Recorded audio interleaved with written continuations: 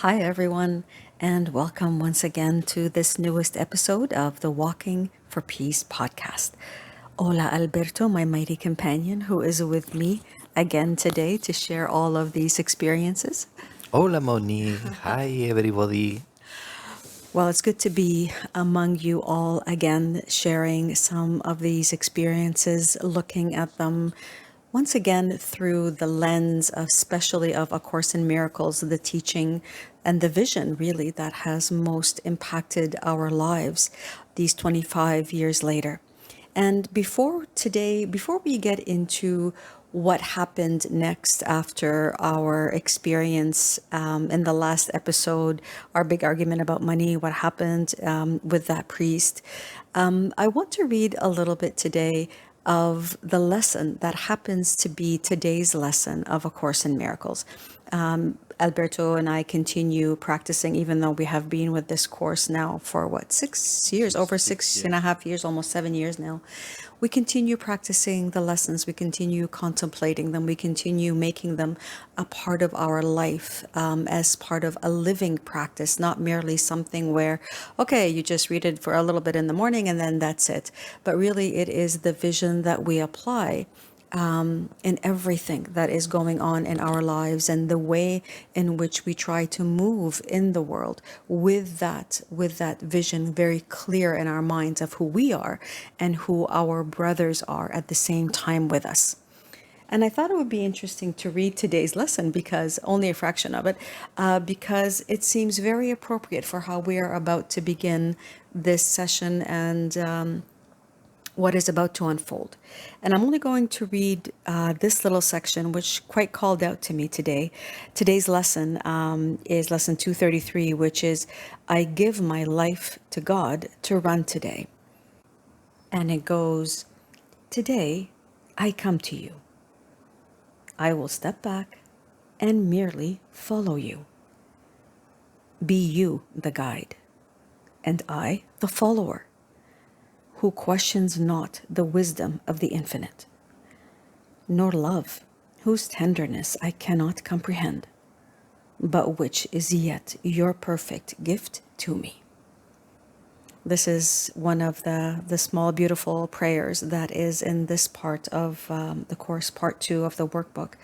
And it's a beautiful way to anchor into these conversations. It's a beautiful way to move through this world, knowing that we are being guided in every moment.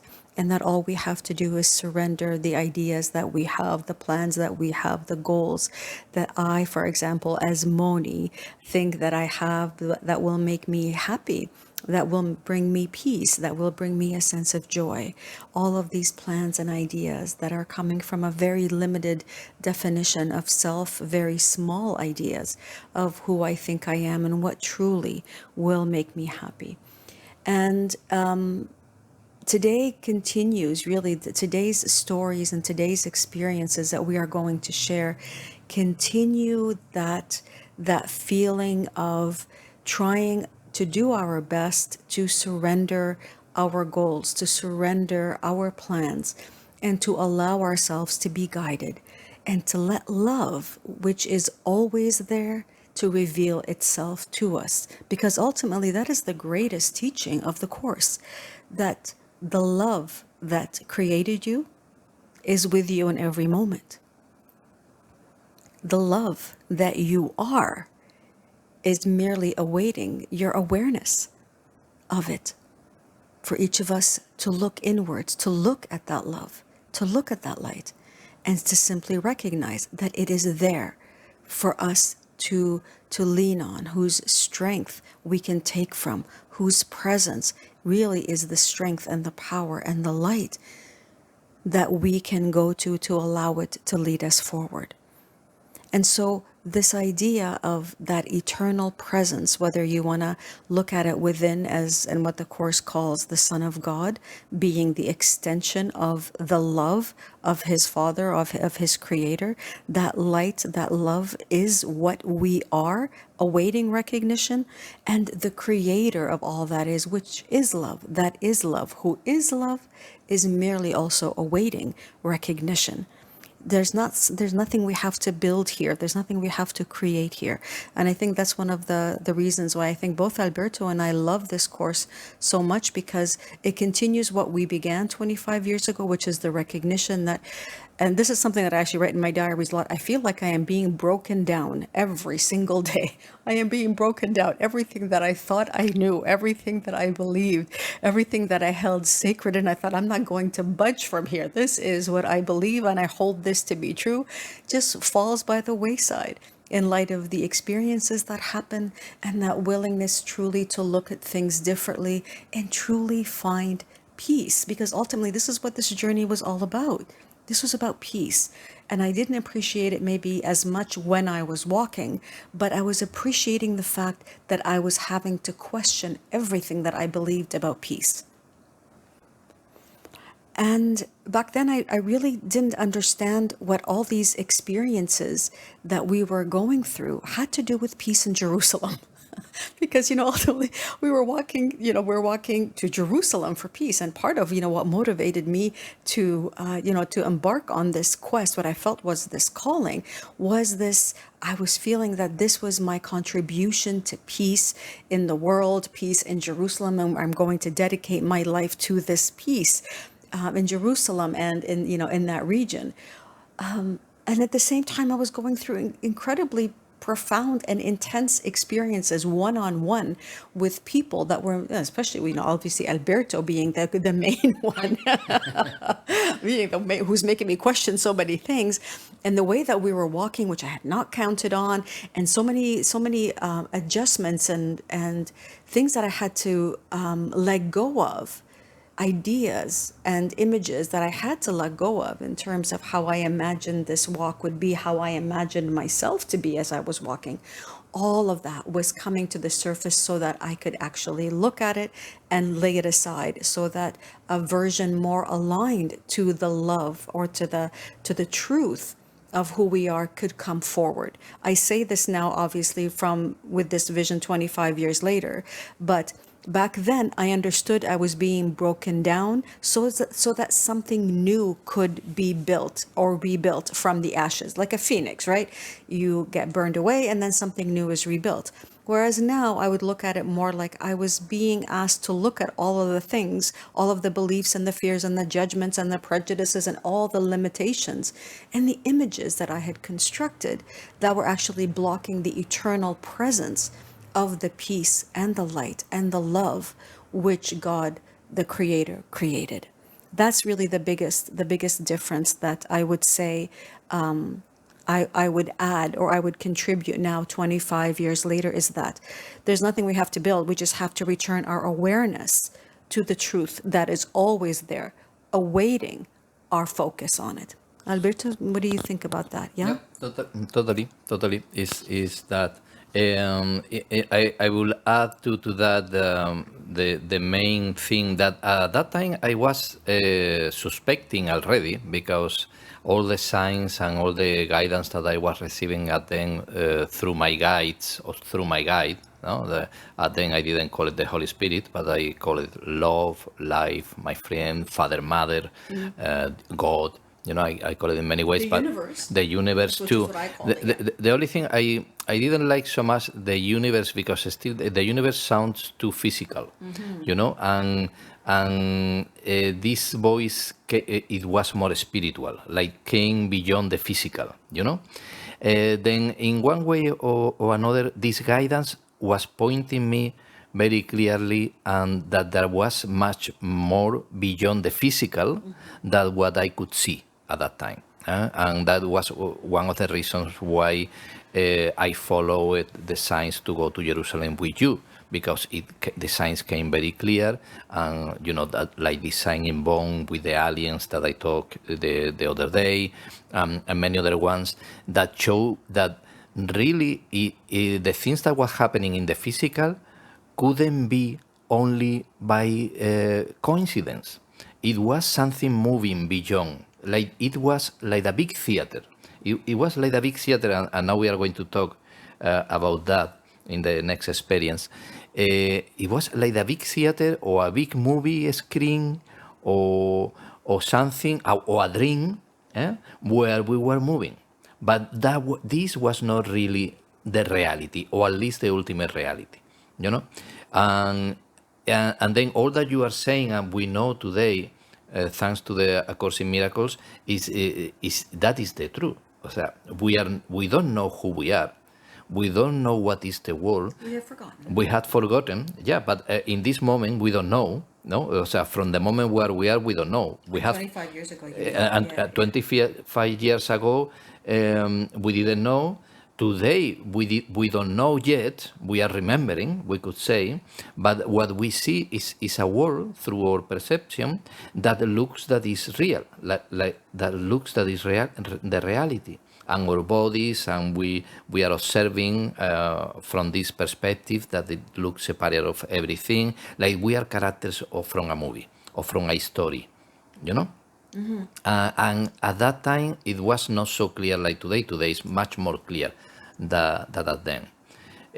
Then, how you were saying, at that time we didn't know that really what was moving to us, or what was calling to us, it was a voice, or was something that was beyond, or what we call, or we thought that was reality itself, you know, and beyond our own characters, beyond money, beyond Alberto, and that is the real self, that was the real self that we are, the spirit that we are, that is what is calling us to remember what we have forgot.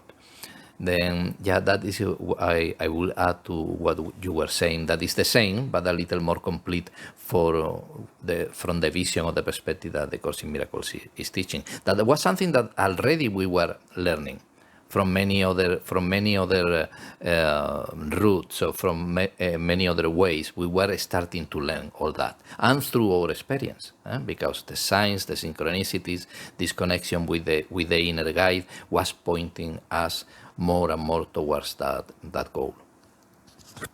Yeah, agreed. And I think that the other big difference, the other nuance that I would add to all of this too, is that back then we thought that what we were seeing and what we were calling the real world was something separate from us, that we were in no way responsible for what it was that we were experiencing, that somehow there was us here trying to do the good things, the noble things, trying to do the inner healing, if you will, also trying to connect with, with that spiritual aspect of ourselves. And yet there were other people out there who were not.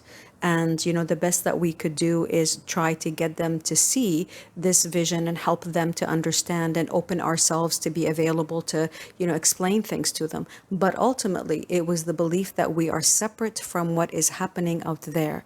And that although we believed to a certain extent that, yeah, our thoughts and our beliefs did affect had power, and they did affect what was happening out there, we still saw ourselves as separate from all that was happening around us. And we believe it too, that our thoughts or our minds had power from the separate place where we were, the separate place where we were. That's right. Then we believe it. My mind, Alberto's mind had power. Moni's mind had power.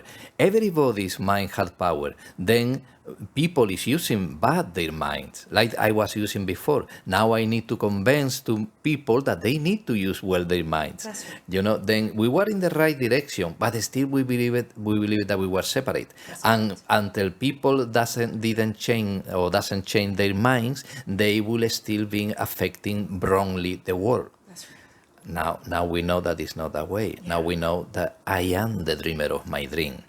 And this is what happened to everybody. Everybody is dreaming their own dream, their own parallel universe, if you want to call it, like the science is calling it. Everybody, while we believe that we are separate, we are dreaming our own dream, like in the night, like the dreams in the night. Exactly. Everybody, you go to sleep and you are dreaming your own dream with all the characters and all the things that you are seeing in that dream in the night. But in here is the same. While we believe that we are separate, we are dreaming our own dream. Then for that, it's so important that we are open to change our minds and to see things how they really are. For that, it's important that we listen to a guide and know the way and know how we must think, really, know how we were thinking before, like separate wings, but how we can think, or we must think, like the unity and the holy creature, son of God, if you want to call it, how the course call it, that we are. The holy being that we are, and in that way we will start to see in our reality what we think that is our reality, in our own dream, in our own experience, we will start to see the effects of new way of thinking. But of the healed perception inside the mind of each dreamer. Exactly. But we must not try to look to convince people outside, because in the moment that we are trying to convince people outside, we are believing that there is people outside that need to be convincing. Then that is the part of my dream. The same. It's like if you are sleeping in the night, and in a moment you become lucid and you recognize that you are, hey, I am dreaming. I am inside of a dream. And instead of wake up, you start to call all the characters of your dream, saying, hey, that we are sleeping. This is not true. This is not reality. This is a dream. And you are trying to convince people in your dream that they are simply characters of your dream, because you believe that you are separate of them. And you are trying to convince them that this is not true, that this is a dream, that is not reality. And what happened? That you fall to sleep again. Yeah. Did you stop to be lucid and you continued in the dream? In the dream. You had no wake up, really. Yeah. And this is similar to, for those who study philosophy, the allegory of the cave, of Plato. That for those of you who are not familiar with what that is, it's, you can look it up. It will explain it very well. Basically, individuals in a cave chained to a wall, looking at images that are being created by puppets and that are moving behind some fire, creating shadows on the wall. But the ones who are chained inside the cave are looking at the wall and looking at the shadows and believing that the shadows are real. And the one who manages to leave the cave, to get out of the cave and realize, like, oh no, this is just a cave filled with moving figures. It's not real. And there is light out here, and there's another way of seeing the world. There's a whole other world out here. Tries to come back in the cave and tell the ones who are chained to the wall, look, you're looking at nothing but illusions, but shadows, mirages, really. They look at him as if, her, as if they're crazy. They're the ones who are crazy. What do you mean? I mean, look at the shadows. They are real. They are moving. And this is like a similar analogy of kind of what's happening. And with here, we are convinced of everything that we see on our personal cave wall, and we believe that it is true, and it is a reflection of everything that we fear, everything that we believe, every idea that we hold dear, and say this is the way it is. And so long as we do not open ourselves to look at it in a different way, we will keep seeing examples or forms of that idea showing up in different ways. That's all. And no one can force you to change your beliefs. No one can come between what you believe and what you experience. It has to come from the dreamer saying, oh, maybe there is another way to think about this, and maybe I am willing to kind of examine what's behind this fear, or what's behind this judgment, or what's behind all of these attack thoughts that I have against myself and against others. All of that comes back to the individual being willing to open up. And as soon as we do that, we have this loving presence, this loving guide that is there to help us with the tools and the means and the ways that will help us in our personal dreams to awaken in the way that least frightens us and most encourages us to keep taking another step. Yeah. And how important is that we open up to hear, to listen this inner guide? Because one of the big mistakes that still we see in our own dreams, that we, our own personal dreams, private worlds, we don't try to convince anybody to change about that, at least that the conversation go in that direction, because if not, we give more reality to that mistake that look outside of us, but still is for healing in our own selves. Is that the big mistake that still we see is the fear to listen to the inner guide. Still, the majority of characters in our world still try to decide for themselves. Because that is one of the things that the ego world teach. And you must decide for yourself. You need to be independent. You need to learn by yourself. Don't follow, and this is a good advice, don't follow external sources. But the course will tell you don't follow external sources of your world, but listen to me, to your inner voice. Indeed. And you can, when you listen to your inner voice, Your inner voice can talk to you through the outer voices too. But you need to be very aware that you are listening, you are open to listen to your inner divinity, if you want to call it the Holy Spirit, and your inner self, the Christ that is in you. And in that way, when you are open to listen, maybe come from channels of the world, maybe through a blue book like this, the Course in Miracles, or another books, another ways, maybe a master of the world, but always... Or a conversation like we're having here on this podcast. Exactly. Or science, but always the sooner that we realize that all that comes from our own self, from our inner self. Quiet, that's still that still quiet voice. Many traditions call it that still quiet voice within each of us that speaks with confidence. Maybe it's not the first to speak always, because the first to speak is ego, right? Always the ego speaks quickly, gives you a million ideas, but the calm, quiet, confident, still voice that speaks with authority is also there for us to listen to. And then that inner voice will teach you to know that inner voice is your true voice, that you have forget.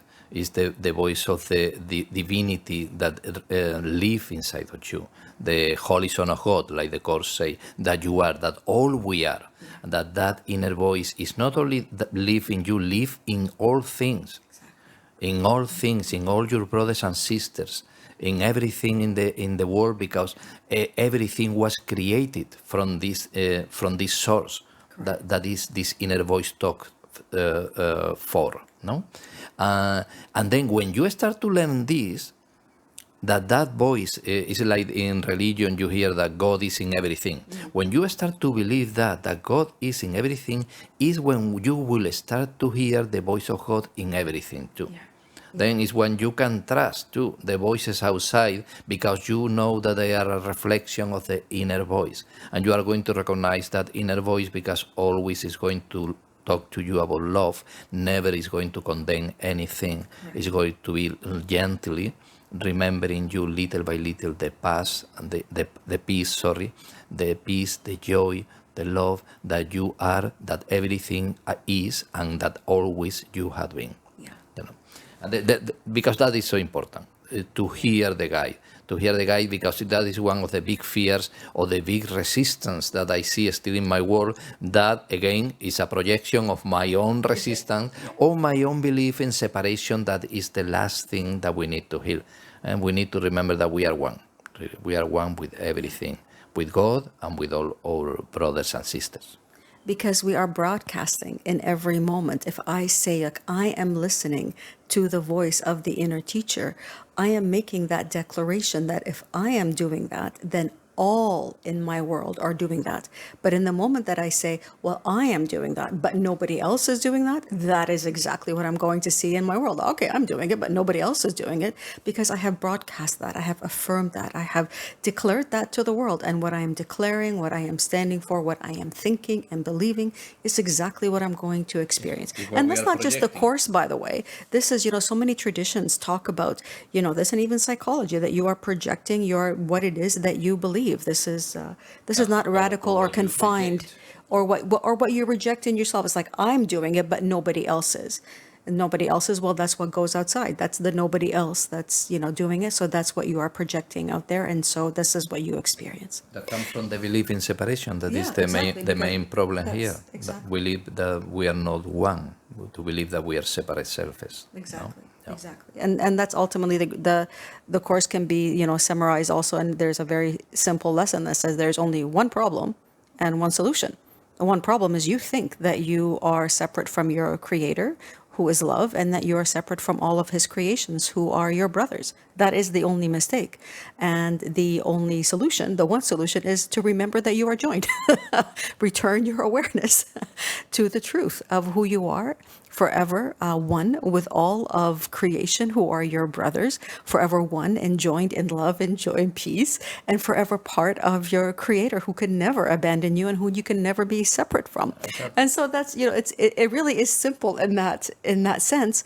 However, returning the part of the mind that refuses to accept this and that fights it and that challenges it and says, no, I I, as Moni, have the last word. I am the one who decides if I am going to accept this or not.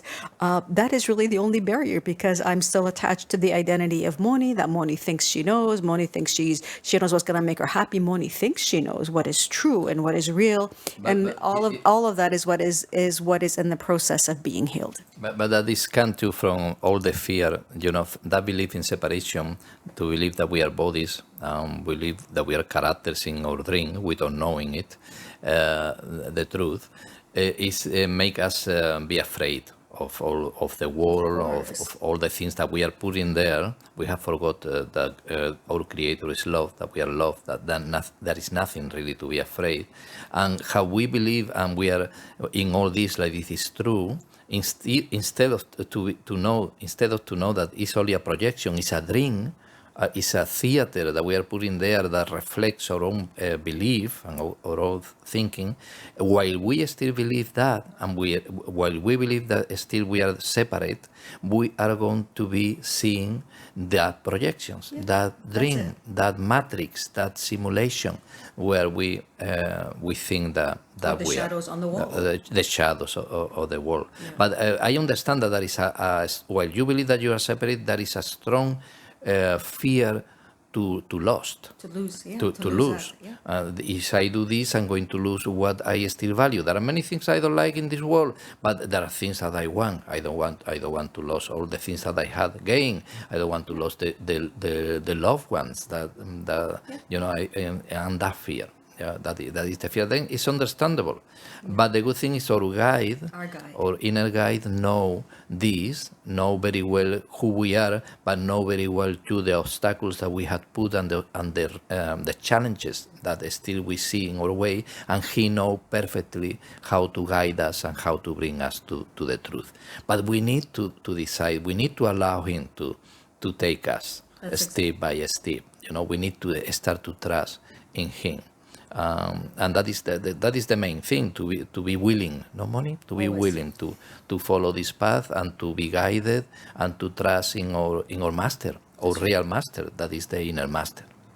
And I would say that was maybe one of the strengths that we had, even back then, that we each in our own way were, I may have called it the universe, and I called it God too, and angels. And we still, each in our own way, had a very strong faith that there was a presence in our lives, and it was love, and it was loving, and it was guiding us.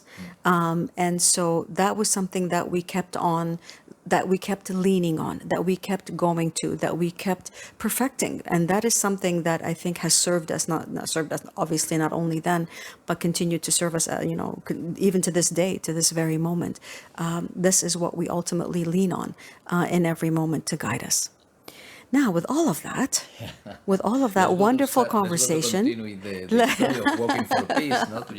what happened next? Well, what happened? Let's see. The last time we were we had our first big real fight, and that was about money, and what to do about receiving the help, the very loving help that people wanted to offer to support this walk for peace, and the great resistance that I had, and the many judgments that I had, and the fears around being perceived as being somebody who is poor, somebody who needs, and really not knowing how to receive. I did not know how to receive.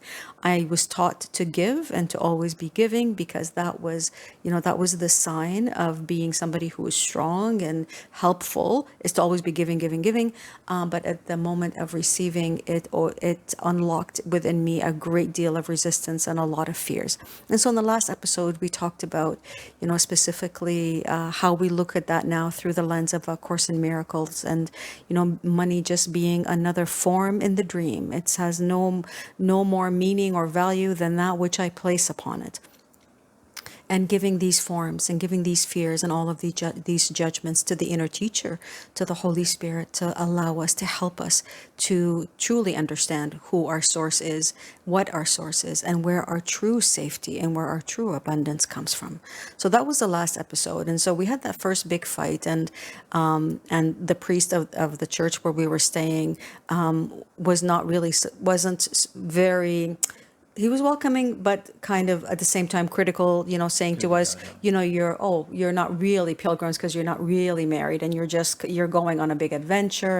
And so that awakened a lot of kind of inner feeling like a little child having to justify, who I am and what I am doing. And again, the opportunity, which I didn't see then, to remember the truth, to remember who I am, remember the love that I am, the love that is beyond this image that I am seeing of somebody who is judging me or condemning me and rejecting me, to look beyond that, to see to what eternally binds me to him and to all my brothers, which is love. And so that was the last episode, and we walked away from the next day. I think each of us still in our own world a little bit. It was physically, it was still cold. We were in the last days leading up to New Year's Eve. We were literally around, I think it was December 28, 29, and coming up to the end of 2001, it was bitterly cold. I don't understand that to this day because we live in a coastal town. We live in Cadiz, which is surrounded by water. Like today, this is where we live today, Cadiz, Spain, surrounded by water. And in the middle of winter, we don't see snow. We don't see like -10, -15. You get the damp, you get the wetness, but you definitely do not get the snow. And that was something that was like, I didn't understand it. So we were walking through all these beach towns. The interesting thing is a lot of these beach towns, lovely area, by the way, north of Rimini, but everything was closed. You can tell that this was an area that catered to tourism and that catered to the summer tourist. And everywhere we went, from the bars to the hostels to the services in general, everything was closed. And we learned also, to my great distress, that there were no priests in one specific, there was not like a priest to that specific community, that one priest serviced several communities. And so it was distressing because then it was like, okay, how do we know where a priest is? And it was causing a little bit of angst in me. So again, the opportunity to trust the teacher and the guide who was leading us. And so, when we continued the next day, they're called the Lidos, the Lido de Ravenna, Lido de the beach of whatever. I remember that the next day's walk was kind of, each of us in our own world, and we arrived, and I forget the name of the town now. Was it Lido de Ravenna? Savio de Ravenna. Getting closer to the town of Ravenna, and the priest that welcomed us was a nice man, actually. A very nice man. He was very surprised because he didn't expect that unexpected visit, and he said to us, never had happened to me this. Two pilgrims walking to Jerusalem and they were looking for shelter. Never had happened this to me. But of course, you are welcome. He looked a little confused. He didn't know how to help us because he had not really beds or rooms to offer to us. Then we told him that we needed only a place or a room or a roof, no, over our heads, that we had money, that we had food. And he said, well, we told him that we had used catechesis classes in other churches, in other places. They're usually called the church hall. The church hall where they have all of these classes and activities, Exactly. And then he offered to us one room that he had. But he told us that room, we needed to leave at 8 in the morning because it was going to come a worker, I remember. This priest, his name was Franco, Don Franco. Thank you, I tell you here now. Even when it was only, we saw him that an hour or something like that before the night, but he gently he offered his help. And he gave us a big room that it was very noisy because it was a heater. At least there was a heater, but it was very noisy. I think it was a big machine. I don't know, it's like a motor or something that was bringing the heat to that place. Maybe it was a basement. I don't remember well. A big room. And one interesting thing, it was that in my diaries, I had written that it was a big stage, like a theater. I had written that there was a theater there. And at that time, I don't know if I realized that, but I think I wrote because at that time, for me, a theater, it was already a symbol. A symbol like the dream, the theater of life. No, like again, there is much more happening beyond the curtains. No, and then we decided to sleep over the stage. On the stage. On the stage because it was wood and it was less colder. O sea, the wood, to sleep over wood than to sleep in the floor, in the tiles, no? In the tiles.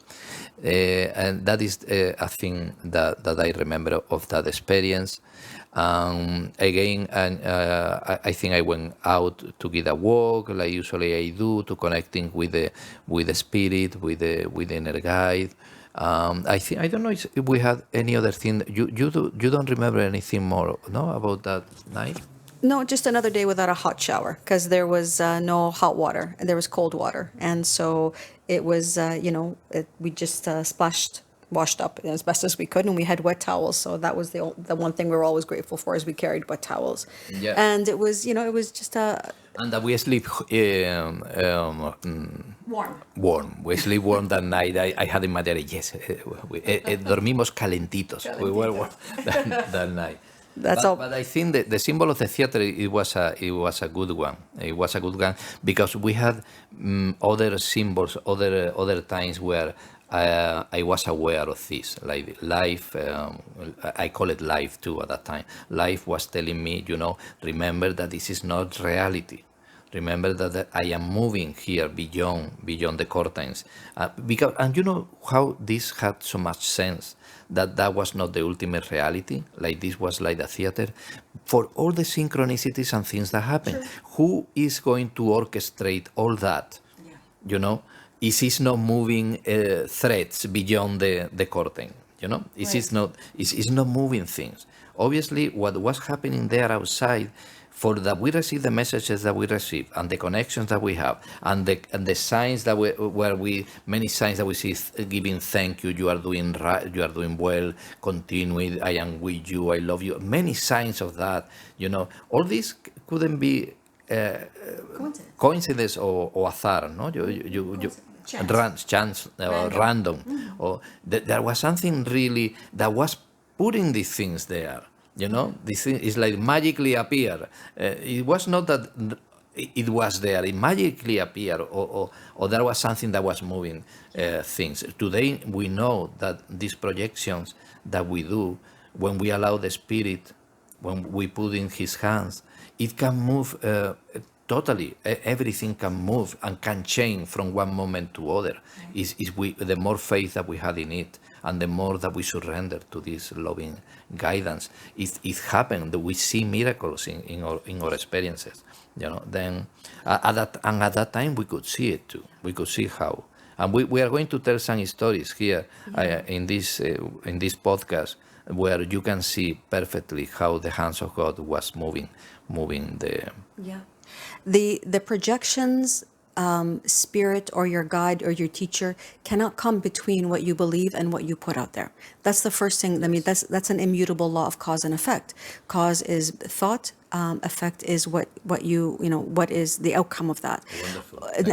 And so we have to remember that spirit, love, guidance will not come between you and that. But however, as soon as you open yourself to say, but I really want to understand this differently. I want to understand peace. I want to heal this. I don't want to keep experiencing this. Help me. I am willing, even though I have no idea what's going on. Help me. The apparent, like in your dream, these synchronicities start to happen. The signs show up, the people show up, the animals show up, whatever it is shows up to help you remember you're not alone, and your willingness to have this healed is already having its effects. Yes, and so we have to remember this kind of immutable law of cause and effect. Yes. And nothing can come between that until we are the ones that say, I don't know what's happening. I'm willing to have this healed. Help me. Show me your presence. Walk me through this. Guide me through this. I'm willing to go through this. Help me. Help me to see things how you see it. That's a big one. Help me to see the love that is already here, and still I cannot see To see the love in me, in my brothers. Help me to see the best outcome that you can put for the good of everybody here. I'm not going to control it, but I know that you are love and you love me and you love everybody here, and you are going to bring the best outcome. I'm not going to be in the middle. You are going to bring the best outcome because I am aligning my will with your will. Your will be done. And your will is love, and you don't create things that suffer or are in danger, and I align with the will, and I am allowing that you do what the best or right. what you really want to do. And that will, by the way, is not a foreign will. It is my real will. It is the will of the real self that knows that it is connected and part of its creator and all of creation. And so we're not kind of giving, my will to some foreign agency that's imposing its will on us. No, we are remembering that we have a will that is perfectly aligned with that greater will, which desires only love, which knows only love, which extends only love. And so I just wanted to kind of add that point as, of cause and effect, and how we understand this guidance is working in our lives and how it was working even back then. And so, that next day's walk when we left, it seemed, okay, all was good with the world again. We seemed to be on this kind of roller coaster. It only took one experience to bring you down, down, down, and then another experience, one little thing to bring you back up, up, up. And so we were learning to kind of be steady and be available, but it was still a process. We were still on that, journey ourselves of trying to kind of, do the inner work, do the inner healing, and be open to be guided. And so that day's walk, as I said, we were going through many beach towns. Many of them were closed. We passed by a few more, and we ended up landing in one called Lido de Adriano, where actually we had to keep going until we got to Lido de Adriano, because we kept finding that there is nobody here, and they just said keep going to the next one. Because that was the problem, that we arrived to a city, to a town. Yeah. After to walk maybe 5, 10, 15 kilometers. More, 15, usually 15 to 20. But between one and other, maybe there was 5 kilometers, something like that. At that point, sure. Yeah, and what happened is that we found that there was churches that were closed, and then we couldn't stay there. No, there was nobody. There was no place. Then we needed to continue to the next, and that's what we did that day. But unfortunately, that day we ended up finding the priest. He was in town. He did not live in that town, but he happened to be in the church when we got there. His name was Padre Marco. Very nice. He was a younger priest. He was just that wasn't him. But he was very, very welcoming, very open, very kind, wanting to be helpful, but just basically said, I don't have anything here. I just have the church. I don't live here. I come here to give mass. But he said, I can't help you here, but why don't you go to the next town, 2 kilometers away, the very famous, everything is only 2 kilometers away. It's really never 2 kilometers away, usually 4 or 5. I think it was 7 kilometers away. It was a long, anyways, but he did something very kind. He gave us a bottle of wine. He gave us a panettone. There always seemed to be like a magical bottle of wine and a magical panettone pulled out of a car, everybody seemed to have them in those days. And we were gifted with them, which we would always appreciate.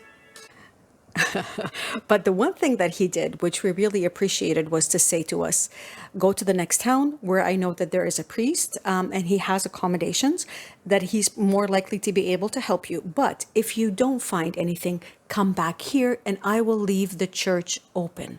And that was such a huge relief. And we thought, okay, this is good. This is something that's helpful. We can work with this. We said our goodbyes to him. It was now 5:30, which is, starting to get dark at around that time. In winter. And so we started our march down towards the next town, which ended up being closer to 5, who knows, I think it was 5 or 7 kilometers further down the road. We arrived at night, obviously. We did find, I remember, I have my diary, there was a bakery and there was bread. We got bread and they had fresh pizza. I inhaled the pizza. We just ate. And we just, that was the first thing. It's like, okay, we have food. We know we have lodging back there. Hopefully we don't have to walk backwards, because it had already been an easily 25-kilometer day that we had walked for sure. easily. Yeah, because And we had walked before to arrive to Don Marco. Yeah. We have walked at least full day. 10 kilometers at least or more. more. Yeah. Yeah, I have in my diaries that we walked a lot more. It was already a full day.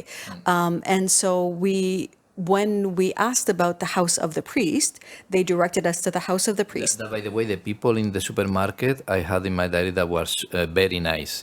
Even when, because we arrived in the night, and always that is a thing, a fear that I have, or a consideration that I have, that if we arrive in the night, people maybe it was easy that people was scared. To see people that come with sticks and with backpacks. And for that reason, we always wanted to arrive before night. And when we arrived in the night, I was a little, okay, let's see how this go. Maybe I projected some fear there too, I don't know what.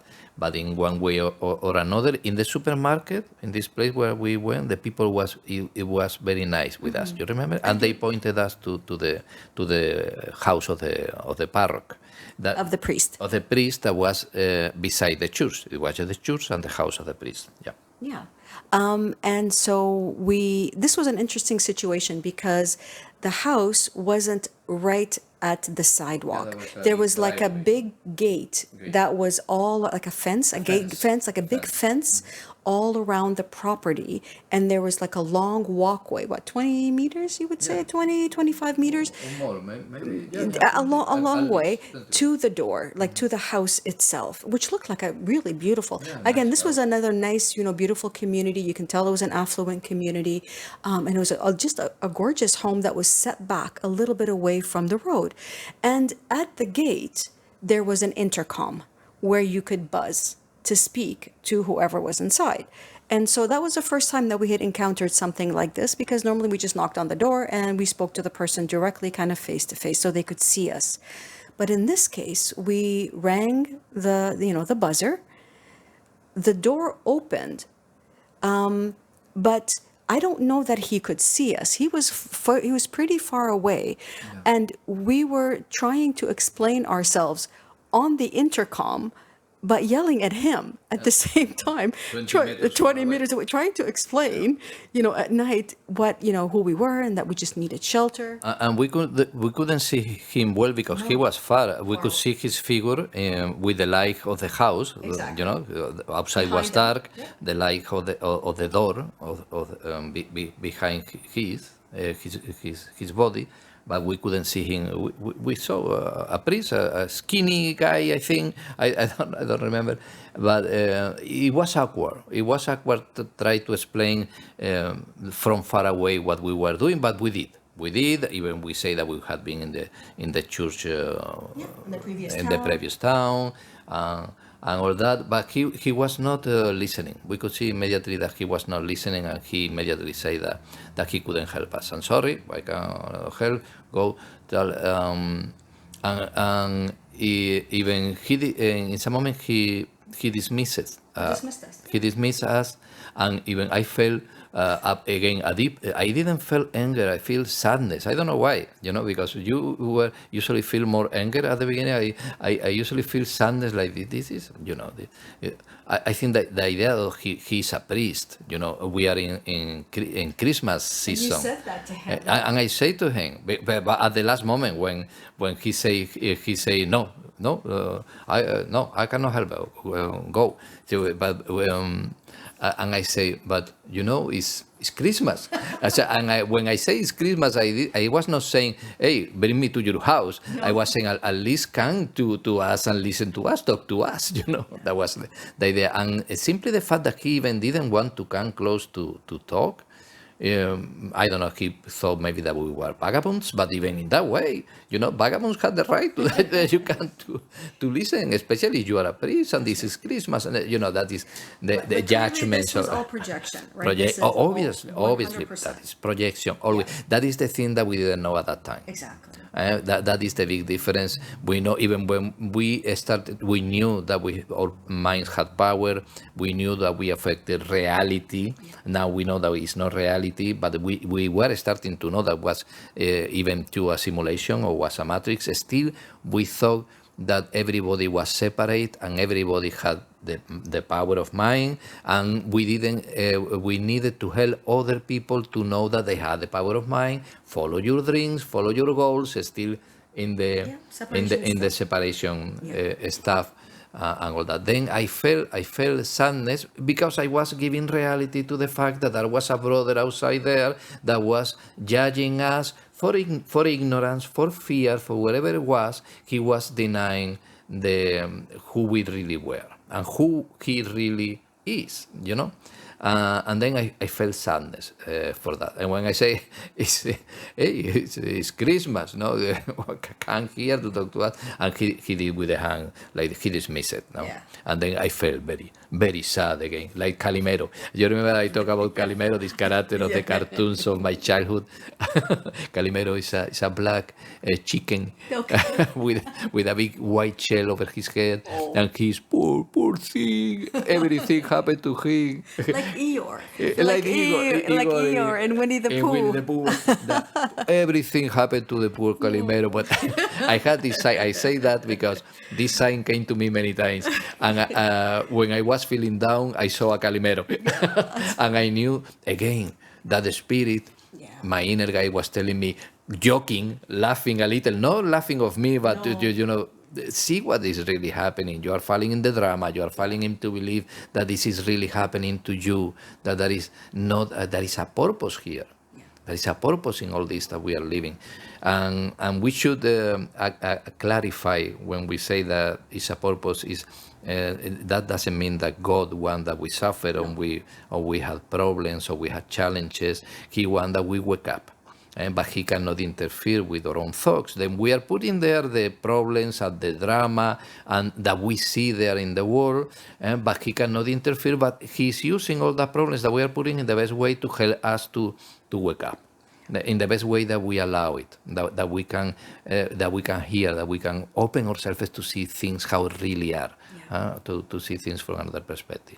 Then the Calimero sign was very funny because every time that I saw Calimero when I was feeling down, I felt, okay, I understand, you are remembering me again, that I am taking this in the dramatic way, poor of me, thank you. Yeah. And immediately I couldn't avoid to smile. Immediately I smiled because I smile, and at the same time I feel his companion. He's present. He's present with me. And guys, this presence is always with all of us.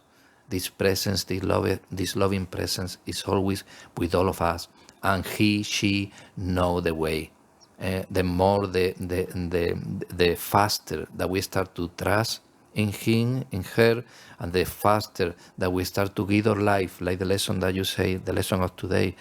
Today I give my life for that you lead. For that you lead, the faster that we do this, trusting in his guidance, the easier and faster that things are going to start to change, and we are going to come back home. Yeah. Then thank you. Yeah, that was very well said. For me, I was exhausted. I was done. I was frustrated, angry.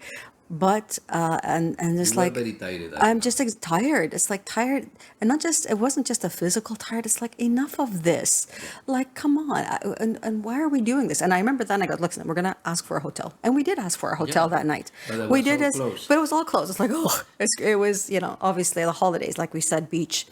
Everything was closed, and it's also one of the first times that we said, hey, is there a police station here? There was in my diaries I have. In Italy, they have what are called the carabinieri, which are, I guess, like little local police.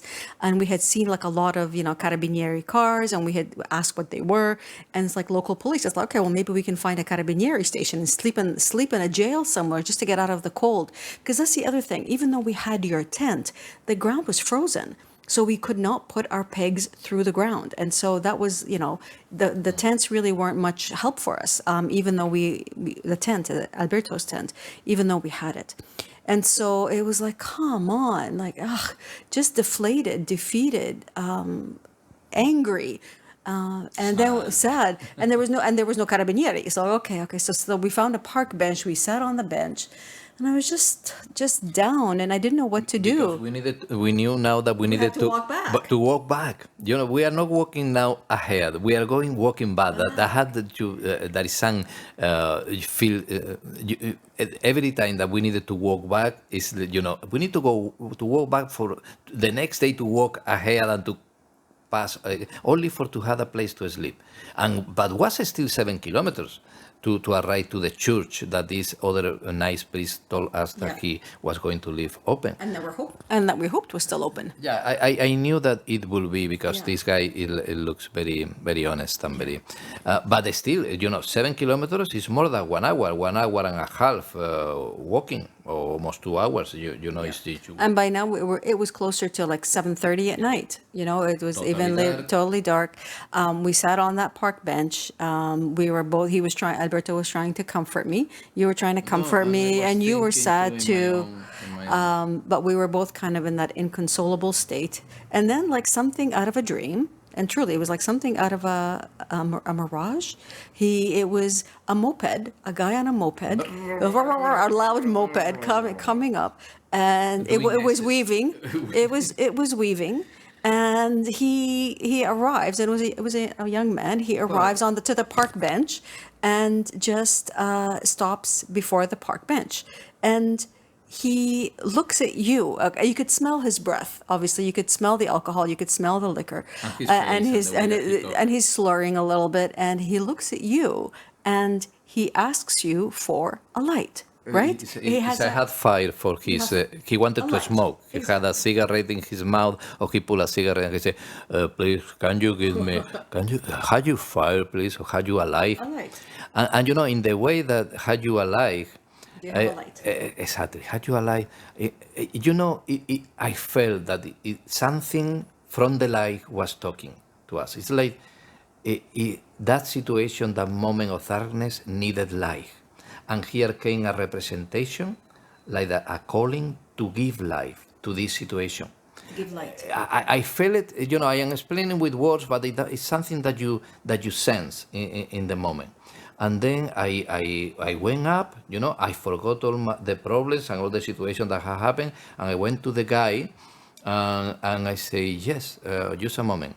I opened. I think I needed to open the backpack because at that time I was not smoking yet, and then I pulled the light. I give to him.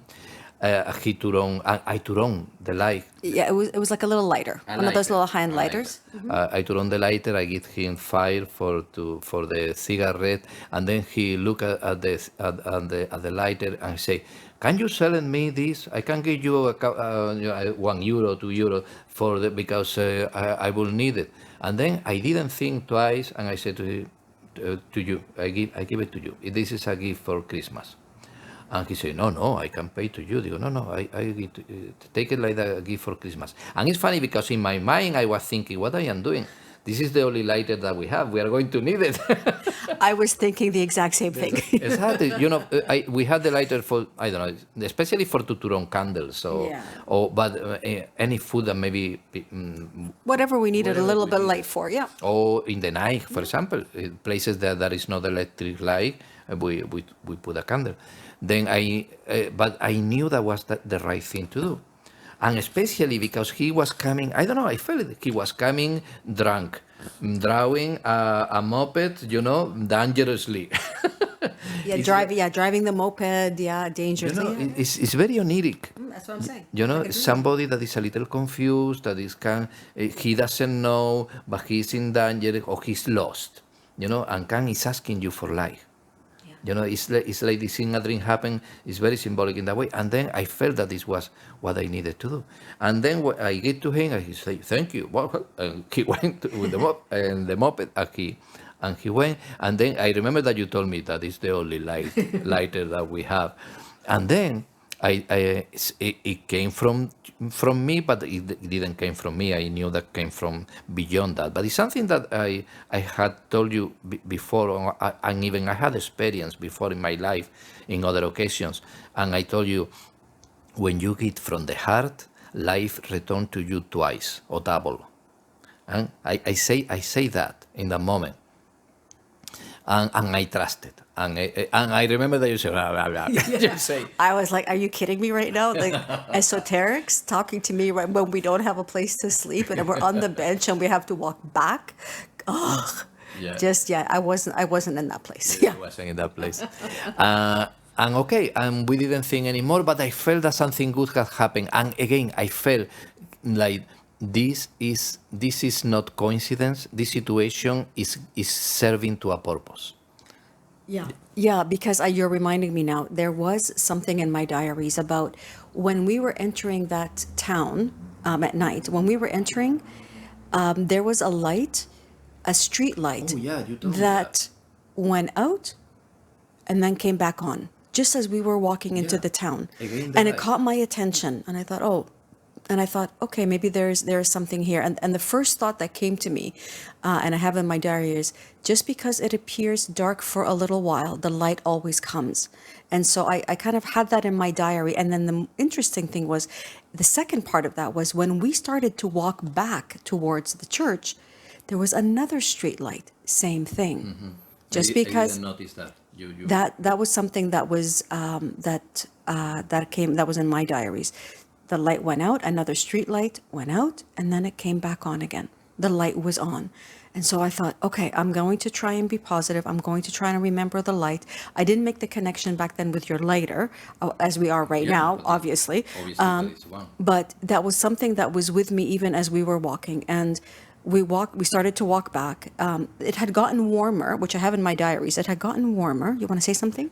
Yes, that I think it's clear, but just in case it's not clear, that you told me that the light did this thing, not Went off on. was before we saw the priest and that they rejected us, and after. Correct. So it was before the experience that brought us down, and after the experience. That's right. Exactly. That's But exactly it. It's meaningful. It's meaningful that happened in that way, you know. Exactly. And now putting the two diaries together, you can even see kind of the more powerful meaning behind it. And so began the long march back to the church. I was tired. I was numb. Actually, I was probably numb, Like a zombie. like a zombie walking. And I had no. I was not much better. Maybe the experience with this guy helped me to see that there was something bigger happening beyond the curtains again, beyond the theater. Yeah. But we made it back. We walked back, hopeful that the church door would be open. It was open. That was like the greatest gift. It's like, thank you, thank you, thank you. The door is open. We go inside the church. It's a more, I remember a more modern church. Do you remember that too? Like a more not a newer building, not like an older, some of the older, more beautiful kind of Romanesque buildings that you see all over Italy. This felt a little bit more modern, very high ceilings, freezing cold. It was very cold. And we walked in and we looked around. It's like, where are we going to sleep? We're not going to sleep like on the benches. Like, we're not going to sleep on the floor here. We could have done, but it felt wrong or unrespectful. Disrespectful. Digo, even when, for me, it was very magical. Before to decide even when we were going to sleep, digo, I'm going to sleep inside of a church, not in a hall, a church hall. Or I'm going to sleep inside a church. That it was very magical. Like the church, like the symbol of a temple or the house of God. Then it was very magical. But at the end, we decided, and I think the idea came from me that there was two confessional rooms. Beside the door, the entrance door, and I thought if we sleep if one of them is open, there was very little space, but enough to close the door, and I think we will be more warm there. And that is what we did. No, we decided to, and you were okay. Let's go. I didn't care. I just want to lie down. To lie down with the sleeping bag. Yeah, and that's what it was. There were the confessional doors were open. You took one, I took the other. I stayed in all. I think we slept in the same one, no? I don't think. Yeah, so. I think Was there the was same one? there was Okay. a space for the two sleeping bags. Okay, in well, the- in the I'm floor. sure. Yeah. I'll trust that. Okay. All I know is that I kept all my clothes on. I did not change. I just curled up into a ball until I got into my sleeping bag, curled up into a ball and tried to keep warm and just collapsed. It wasn't even. I think I just passed out from just exhaustion on all levels. I didn't feel anything except the cold floor because the floor was cold. It was numbingly cold, but it was like I'm lying down. We're not moving. We can just sleep now, and we'll just tackle the next day, and that's it. Yeah, and for me, how I felt that was a very special night. I was feeling signs all around me. I was feeling the presence of my inner guide or God, if you want to call it. I was feeling that he wanted to talk with me, or at least I wanted to talk with him. With all that was happening, I before to go to sleep, like I usually did, I went out of the confessionary and I went to look the church closely. And it was magical because I'm sleeping inside of a church. And I was seeing, like I usually do, I went to say hello to the saints, to the statues, the figures. I went close to the altar too. I was feeling the magical. There was a statue of the Virgin Mary, and I turned on candles. I don't know how I turned on the candles, but there was something there for to turn on the candles. But I remember I put one for you, one for me, and a feeling the presence and God, feeling really that there was a purpose in all this. There was a plan that was unfolding. And finally, I went to bed. And before I went to bed, I noticed, because before we went inside the church, we noticed that there was a car parked in the in the drive The parking lot the area. parking lot. That was a big parking lot. There was a car parking, and I thought, well, maybe is somebody that had left the car here. And even I remember there was a light too. Not in the church, but in the offices, there was like a light to run. Because maybe the priest had left a light to run. For that, we know, we recognize the church. But later, 1 hour later, I hear the noise of the car turning on and leaving. And then I thought, maybe it was the priest here. And we didn't went to call even to the office, thinking that he told us that he needed to go. But maybe he stayed.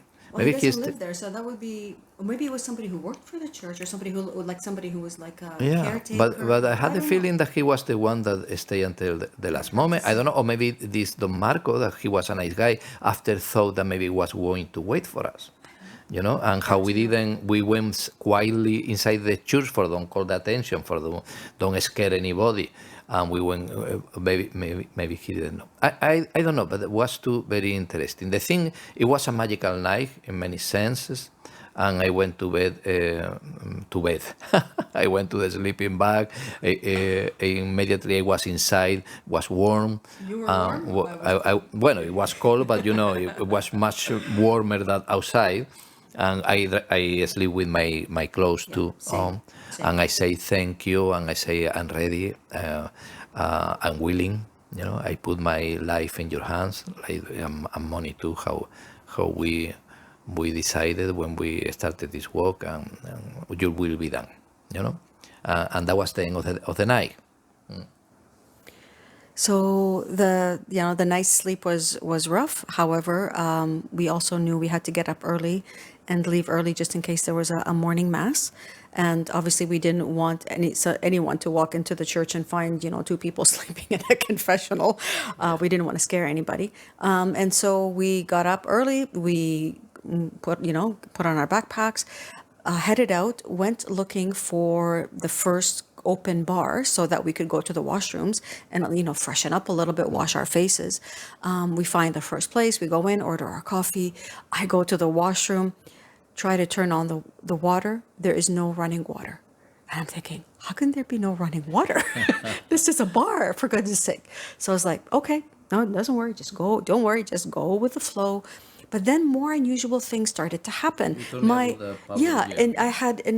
was carrying in my one of my jacket pockets a power gel. Those gels that if you're a long distance runner, you carry with you in case you need like quick energy. I never used it. I don't even know why I was carrying it. However, it exploded in my pocket, in my jacket pocket, and there was chocolate oozing out of my jacket, but there was no water to clear it out. And so I had to use the wet towels to clean out my jacket while we were sitting at the bar from this power gel. And not only that, at the same time, I carried like a little pen light, like a little light Yeah. that was That is that's another. a tiny little thing that you attach to a keychain kind of thing. And that one also fell apart in my pocket. I had it in my pocket and it all fell apart. And I had to reassemble it Another at that symbol table, of another light. symbol of light. Turning off or Yeah. or But broken or something that was broken, some had come apart, and I had to put it back together again, assemble it together so that it would work. And it worked just fine. I work fine. It worked just fine. Very symbolic. In some moment, the light Yeah. went off, and Came we back touched on it, and again. we after they come on again. The light was on. The light worked. The light always worked. It just seemed for a little while. Yeah.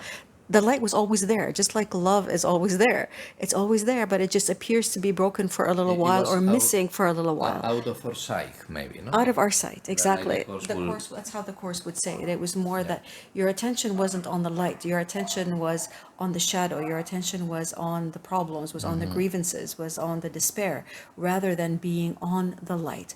We were doing our best, like I said. But so that morning, and I think the events that happened, okay, there's no water. I don't know what that means, but the fact that the gel exploded, the light over that little flashlight came apart, and I could put it back together again.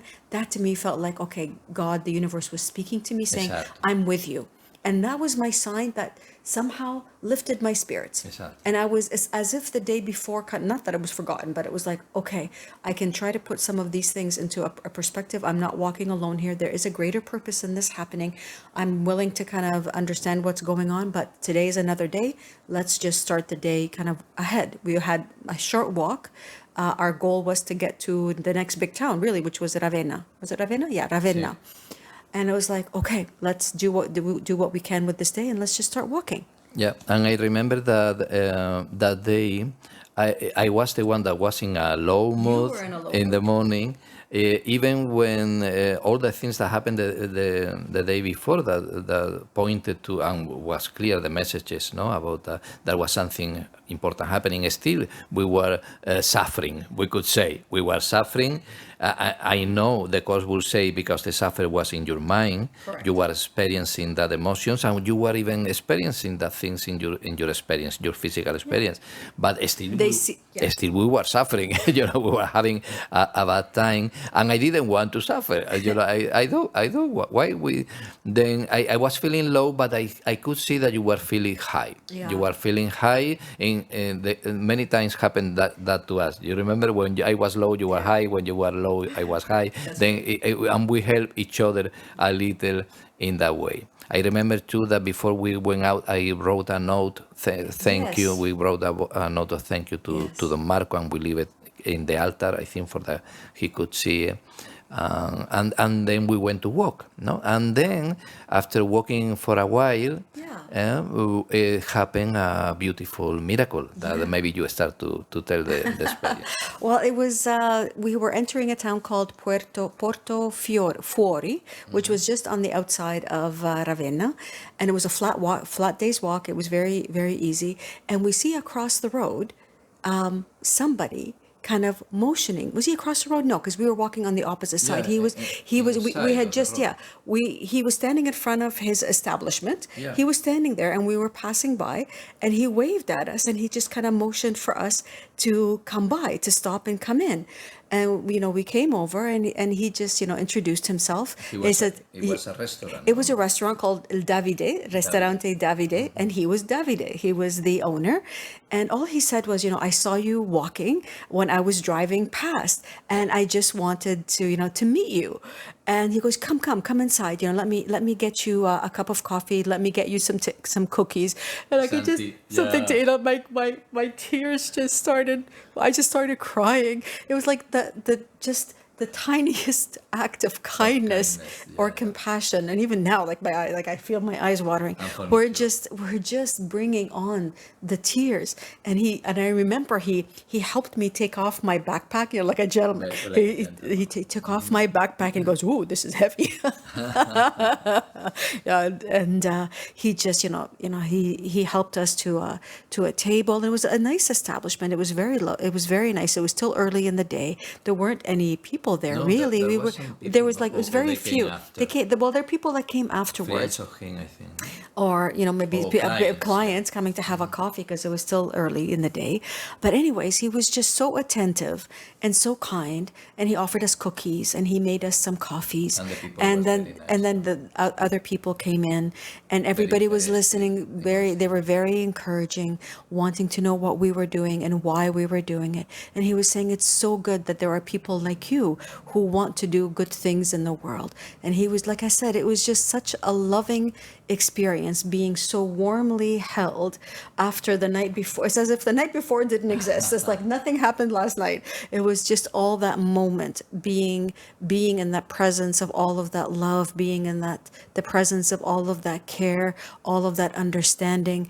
And it truly just, I could find, it just lifted our spirits. It just, there's no words to explain this feeling of just being held and loved and understood.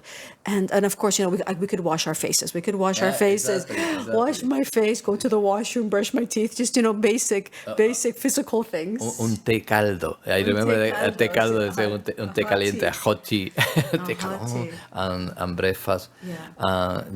But and especially the warmth, The warmth. of the of the welcome.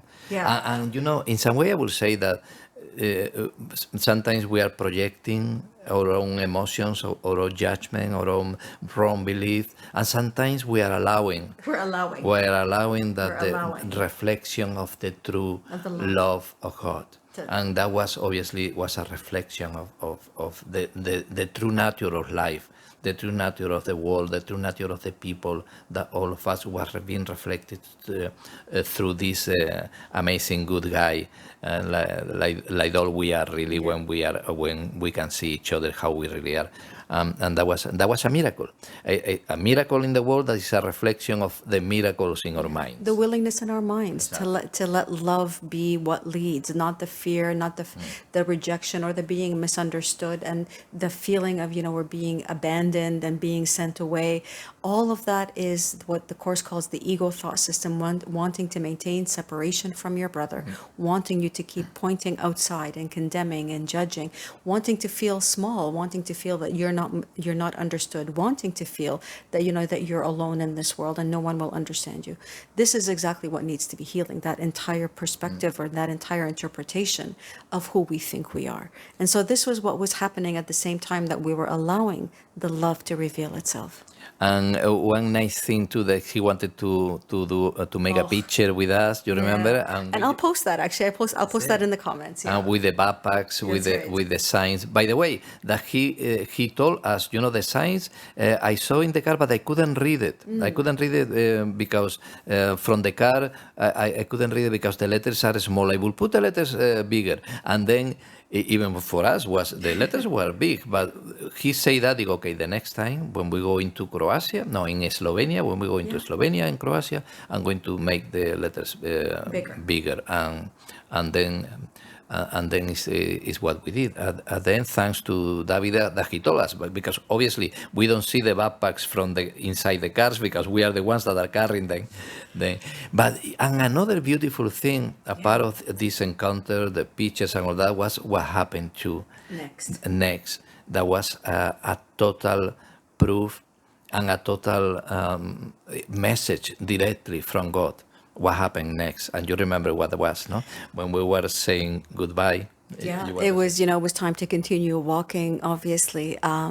We put our backpacks on once again, and as you say, we took the pictures with him, and he was just so gracious, and we were in the entrance, and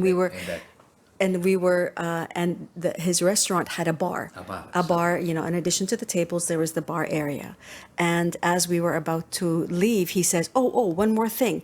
He goes, a little something for you to remember me by. And he reaches behind the bar And he brings out 2 lighters. With the name of the bar. You know that they had the publicity of the bar, 2 lighters, with the name of the bar, but 2 lighters. 2 lighters. And then immediately I did bong. I remember what I told you the night before. When you give from the heart, you receive double, or you receive twice, or you receive double. And wow, this is the miracle here. And I think even I told him what happened. I don't know if I told him or no, but when we went out of the bar, I told you, Money, have you seen what happened?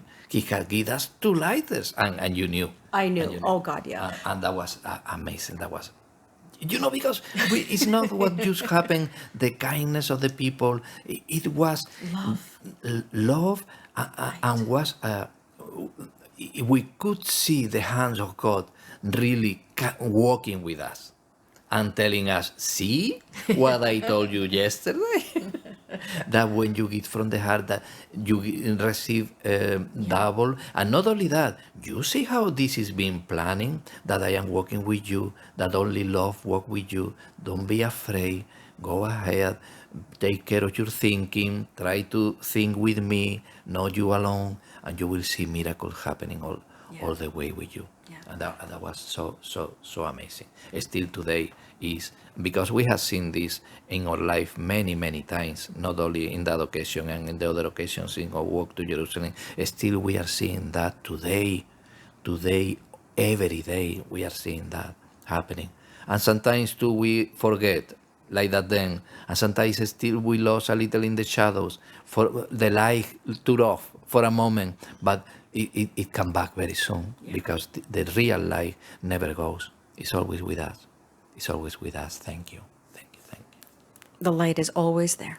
Yes. And it's always there for us to look upon, always there for us to turn to, always there for us to lean on.